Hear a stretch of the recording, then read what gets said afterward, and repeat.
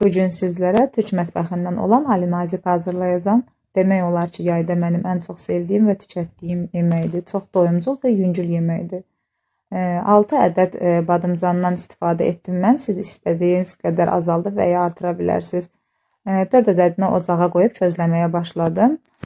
Çalışın ki, ocaqda közləyin. Çünki sobada və ya airfryerdə közləsəniz hiss tamı alınmayacaq. Belə manqal tamı gəlir, daha dadlı olur. Artıq yavaş-yavaş badımcanlarımız közlənir. Fırladırıq, hər tərəfi tam közlənsin. Artıq hazırdır. Daha sonra 400 qram çəkilmiş əti qovururuq. Duz istiyor. Azca da tomat pastası əlavə etdikdən sonra ocaqdan götürürük.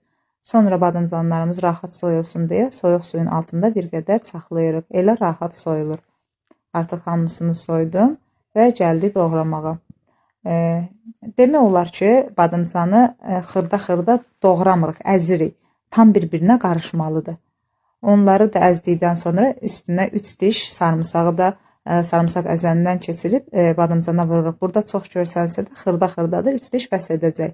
Sonra isə üstünə 5 yemək qaşığı qatıq da əlavə edib qarışdırırıq. Üzərinə qovurduğumuz əti də düzüb servis edirik. Nuş olsun.